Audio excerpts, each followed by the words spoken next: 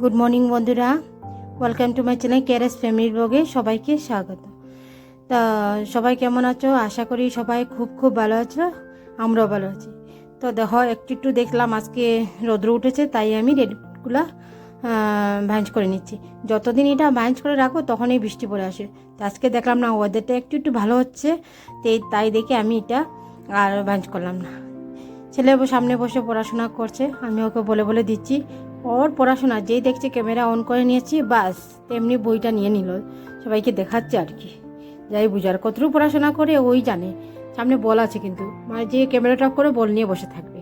তো যাই হোক, এটাই ভালো, একটু তো পড়ার চেষ্টা করছে আর কি। ক্যামেরাতে দেখছি এটা ওর না অফ। তো ক্যামেরাটা আমার মেয়েই ধরেছে, স্কুল বন্ধ। তো ওকে স্নান টান করিয়ে ওকে দিয়ে দিয়েছি মুছে। ও নিজে বলেছে বাবার চিরুনি দিয়ে বড় হয়ে গেছে, বাবার মতো চুল ঝাড়বে। তো তাই আমি ওকে ওর বাবার চিরুনিটা দিয়ে দিলাম। তো নিজে কিন্তু করছে, হচ্ছে না আবার ন বলছে। তো যাই হোক, সকালবেলা স্নান, আমার ঘরে সবাই সকালবেলা তাড়াতাড়ি স্নান করতে পছন্দ করে, তখন বাজে 10:30। তো যতক্ষণ ওদেরকে স্নান করে না ততক্ষণ ওরা খাওয়া দাওয়া করে না। স্নান করে আমার ছেলে চুল ঝেড়ে চলে আসলো ঠাকুরের কাছে। তো এইটাও প্রত্যেকদিন স্কুল না থাকলে ও এরকমই করবে। স্কুল থাকলে তখন আর সময় হয় না, তখন একটা তাড়াহুড়ো থাকে। তো ওর অভ্যাস, ওর কি আমাদের ঘরে সবাই এটা, আমার মেয়ে ছেলে সবাই। আর বর তো পুজো করে, যখন পুজো করে না করলেও ঠাকুরে, তো পূজাকে নমস্কার করে ও চলে গেল। তা আমি ওদেরকে সকালবেলা ওরা খাওয়া যেটা ছিল, ডাল আলু ভাজা আর পাঁপড় হলে হয়ে গেছে। আলু ভাজা আর ডালটা মাস্ট থাকবেই আমার করে। তোমরা যারা আমার ব্লগ দেখেছো, পুরানো ব্লগ, তো তোমরা বুঝে নেবে। তো এইদিকে আমি কি করলাম, এটা ওদেরকে খাওয়া দাওয়া শেষ করে চলে আসলাম রান্না করে। সকালে বাসি কাজ সমস্ত তো শেষ করে, টুকিটাকি শেষ করে ঘরদের গুছিয়ে আমি যতটুকু পেরেছি ততটুকু আমি করে আসলাম। করে আমি রান্না করে চলে আসলাম। রান্না করে আসবো, একবার একটা কাজ আমার সঙ্গে শেষ হয় না। একটা না একবার এ ডাকবে ওই ডাকবে, মানে আমার ছেলে ডাকবো বা মেয়ে ডাকবে। ছেলে চলে আসো রান্না করে, ওর মুখটা ধুয়ে দিলাম, কী খেয়েছিল ওই জানে। তা আমি এটা যে মুখি বলে, যে মুখি দিয়ে রান্না করবো মাছ, আমার বর খুব পছন্দ করে। মুখি দিয়ে মাছের মাথা দিয়ে, জানি না কে খেয়েছো, কিন্তু খেয়ে দেখো খুবই স্বাদ। এটা আমাদের সময় বেশি কিছু দিতে হয় না। তো মাছটা সব কিছু ভেজে টুজের এদিকে ভেবেছি জল যখন আছে, তো এক কাজ করি, জলের পাইপটা লাগিয়ে দিয়ে মেশিনে কি লাগাবো, তখন এই জল চলে গেলো। যা, কেন আমি এখন ভারী জল টানি না, মানে সিনটেক্সের উপর থেকে জলের প্রেশারটা ওইরকম নেই, তো আমি এরকম টানি না। সব শেষ করে ছেলেকে বলছি, যখন ও ভাত খাওয়া দাওয়া শেষ, তো আমি একটু ফল কেটে দিলাম আম, ওর পছন্দ আমার মেয়ের ছেলের, আর সঙ্গে আমি বসে একটু চা নিয়ে নিচ্ছি বিস্কিট দিয়ে। তো সবার তো খাওয়া দাওয়ার সুবিধা আছে মাছ দিয়ে, কিন্তু আমার ছেলে মাছ পছন্দ করে না, একটু চিকেন পছন্দ করে, তাও তেমন একটা না, কিন্তু থাকতে হবে ঘরে প্রত্যেকদিন। তো প্রত্যেকদিন তো আর এরকম সম্ভব না। তো আমি এই যে রান্না করলাম কচু দিয়ে, মুখি কচু না, মুখি দিয়ে মাছের মাথা দিয়ে। আর ছেলের জন্য মিষ্টি কুমড়ো ভাজা করে নিয়েছি, এই যে মাছের ঝোল করেছি আলু দিয়ে। আর ছেলের জন্য এদিকে ডাল আছে, আলু ভাজা আর মিষ্টি কুমড়ো, বাস এটাই। তো পরের দিন সকালবেলা, সেদিন দেখলাম ব্লগটা অনেক ছোটো হয়ে গেছে, তো পরের দিন সকালবেলা চলে আসলাম। তো আমার সমস্ত কাজ শেষ করে আমার টুকটা করে নিয়েছি। আর আজকে বন্ধুরা, আমার শাশুড়ি মা উনি বাড়িতে চলে গেলেন। কেমন মা চিন্তা করো, উনি জানেন কিন্তু আমার শরীরের সুবিধা বেশি একটা ভালো না, তেমন একটা কাজ করতে পারি না, ভারী কাজ করতে পারি না, জল টানতে পারি না। জল টানো আর কি, ওই যে টুকটাক আছে না, বাইরে উঠানে বাইরে জানে উনি, বা নিচু হয়ে কাজ করতে পারেন, উনি জানেন। জেনে শুনে উনি আমাকে একা রেখে চলে গেছেন। মা কেমন মা, ছেলেকে একা ফেলে চলে গেল, ছেলের বুকে কষ্টতে রেখে। যাক, উনার সুবিধা, মনের ইচ্ছা দারুণ, যেটা উনার পছন্দ হয়েছে। উনি আমাদের সঙ্গে থাকেন না, উনি বাড়িতে একাই থাকেন। কেন থাকেন উনি জানেন, কিন্তু কোনোদিন একদিন বলবো ভিডিওতে, হয়তো তোমরা শুনলে অবাক হয়ে যাবে। যাই হোক, তা আমার এটা কি বললাম, যে এটা ধুয়ে দিয়েছিলাম, এটা অনেক দিন হয়ে গেছে, এটা লাগানো হচ্ছে না। তাই আমি দেখলাম আজকে ভাবটা রোদ্রে খুব সুন্দর, আমি যেগুলো ছিল শুকনো কাপড়ও আবার দেখেছি বৃষ্টির দিনে ফ্যান চালিয়ে শুকানো, আর রোদ্রে শুকানো অনেক বেশ কম। তা আমি সবগুলো রোদ্রে নিয়ে দিয়েছি। আর শাশুড়ি মা তো চলো গেলেন, এখন আমি কি করলাম, তারপরে সমস্ত টুকটাক শেষ করে আমি চলে আসলাম। আমি সুপার কভারগুলো সব, মানে কুশনের যে কভারগুলো আছে সব সুপার এগুলো লাগিয়ে দিলাম। তো লাগিয়ে ভাবছি যে নিজের কাজ নিজেই করতে হবে, সংসারের দায়িত্ব এখন আমার কাছে। 1.5 মাস পরে উঠে হাবুডুবু খাচ্ছি ঘরের কাজ, কোনটা করব কোনটা, যেমন আমার জন্য এখন রাত্রটা দিয়ে ভুল হয়েছে, এরকম রাত্রও কম হয়ে যাচ্ছে, দিনটাও রাত্র 12টা বেজে যায় ঘরে কাজ সমস্ত করে কিছু শেষ করে ঘুমাতে। তাই বন্ধুরা এই জন্য মানে আমি ভাবছি যখনই আমি নিজের কাজটা করি মন দিয়ে করি। আর তোমরা যদি গডরেজের হালত যদি খুলে দেখায় তোমরা অবাক হয়ে যাবে আমার যে গডরেজের অবস্থা কি। শুধু আমার বরের গডরেজটা গুছেছে, আর মেয়েরটা তো গোছানো না। শাশুড়ি মা তো চলে গেলেন, ওনার বিছানাটা, ওনার কি এই বিছানাতে সবাই যে আসে ঘুমায়, আমার এটা এক্সট্রা।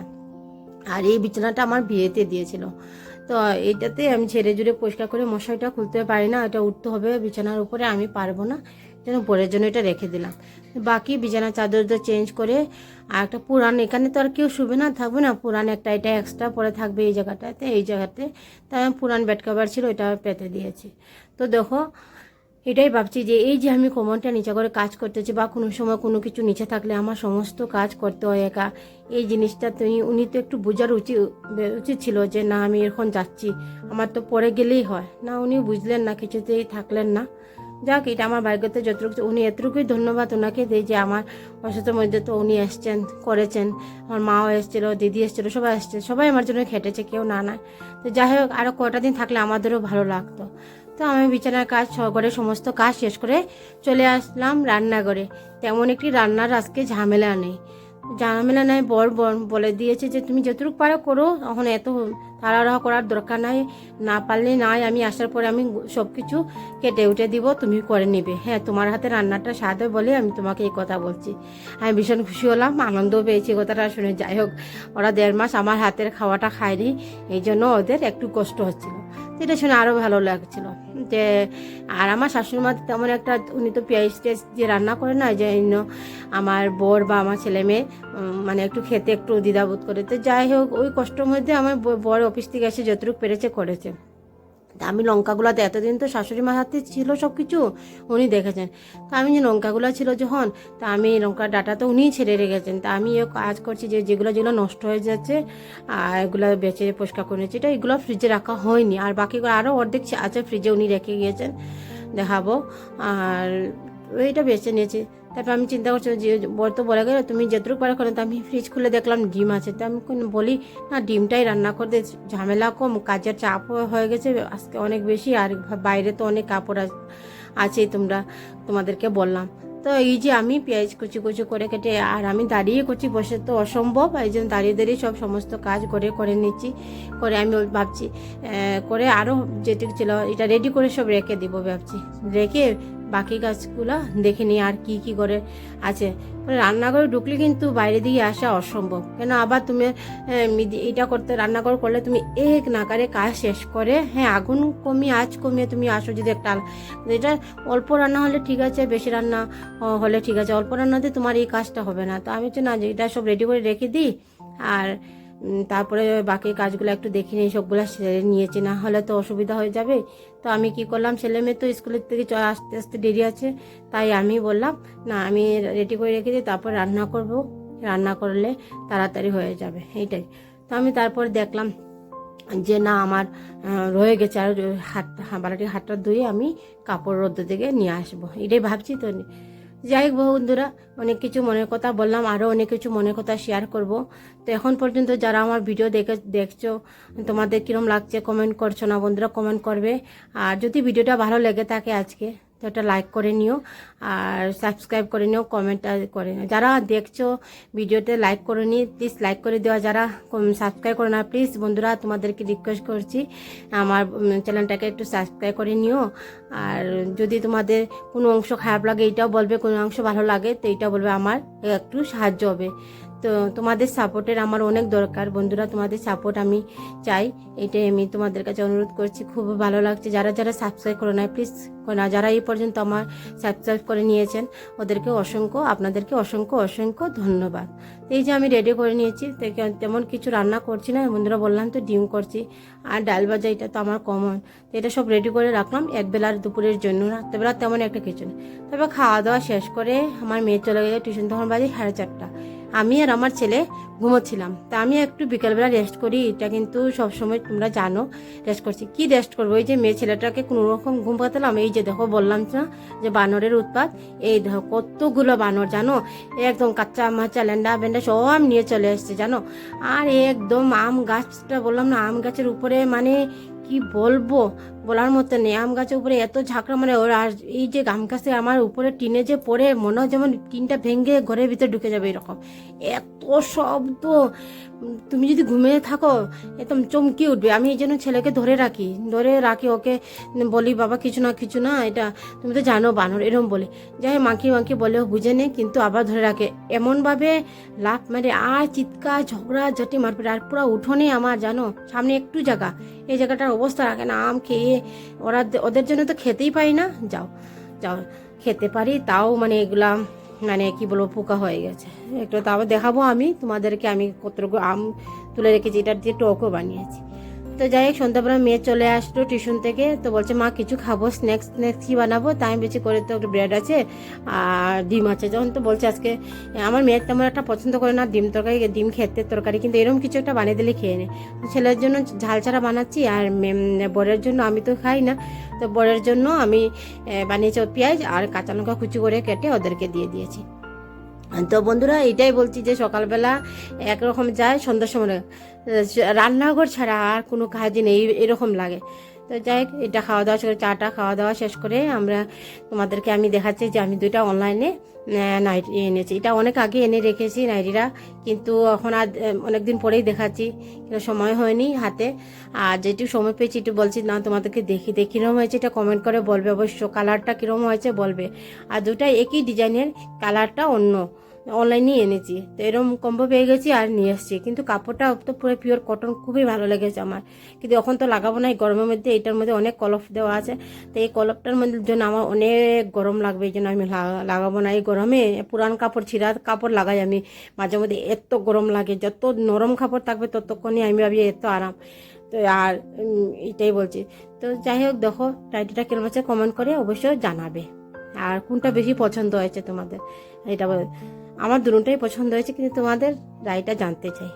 তো ঠিক আছে, তো দেখো এই যে কিন্তু কাপড়টার মধ্যে খুবই ভালো আছে, তিনটা বোতাম দেওয়া আছে সামনের দিকটা, আর মায়েদের জন্য আরও বেশি ভালো হবে। আর হাতা দেওয়া আছে, তুমি চাইলে হাতটাকে নিজেই স্টিচ করে করতে পারো। তা আমার হাত আছে যখন আমার অনেকগুলো আছে স্লিপলেসে, তো আমি যে এরকম দুইটা রেখে দিই গোড্রেসে রাখলে কোনো সময় মাঝে মধ্যে বা কেউ আসলে হঠাৎ করে লাগে, বা কোনো সময় কোনো ঘরে বা পূজা ঠাকুর ঘরে গেলে তুমি এই দুইটাতে তুমি যে কোনো তুমি লাগিয়ে যেতে পারবে। তো এইটাই আর কি, আনার মাঝে মধ্যে এরকম রাখলে সুবিধা। তারপরে চাটা সব কিছু শেষ করে তোমাদের দেখালাম, চলে আসলাম ঠাকুর ঘরে। তো ঠাকুর ঘরে দেখো আমার এইদিকে গিরিশোনা, আর আজকে একটু সন্ধ্যার সময় দেখছি একটু বৃষ্টি করছে, আর এখানে একটু বৃষ্টি দিলে অনেকদিন তো তাণ্ডব গেল ঝড় রেমাল ঝড়ের শেষ হওয়ার পরে আরও বৃষ্টি কিন্তু শেষ হয় না, তো সন্ধ্যার সময় দেখছি আবার চলে আসছে। তো একটু ঠান্ডা ভাব করছিল, তাই আমি আমার গোপালকে আমার গিরিশোনাকে একটু ব্ল্যাঙ্কেট দিয়ে দিয়েছি, হালকা পাতলা একটু দিয়ে দিয়েছি তাকে ঠান্ডা না লাগে। দুজন গুনু দিয়েছে গোপী আর গিরিশোনা, কিন্তু জানো গিরিশোনা একটু ক্যামেরার সামনে আসতে লজ্জা করে। আর এই যে আমার গোবিন্দ, এই যে মাধব, হ্যাঁ ক্যামেরার সামনে আসলেই হয়েছে, বাস খালি ফটো উঠবে, খালি ফটো আর কিছু না। ওরা দুইজন ফটো উঠতে এতনি ভালোবাসে, আমি তো বুঝতাম না আগে। আর আমার গিরিশোনার সামনে যদি ক্যামেরা নিয়ে যাও মাথাটা নিচু করে থাকবে, দেখাবো কোনো দিন। তো যাই হোক তোমরা কীরকম ভিডিও চাও বন্ধুরা একটু জানাবে। আর আমার গোবিন্দকে গোপালকে রাধারানী মাকে সবাইকে গুড নাইট বলে দাও, আর সুইট ড্রিম বলে দাও। কীরকম ভিডিও চাও অবশ্যই কমেন্ট করবে। এই পর্যন্ত আমি আজকে ভিডিওটা এখানে শেষ করি, যদি ভালো লেগে থাকে তো একটা লাইক কমেন্ট সাবস্ক্রাইব করে নিও। দেখা হচ্ছে পরের দিন আরেকদিন নতুন একটা ব্লগে। Tata, bye bye, good night.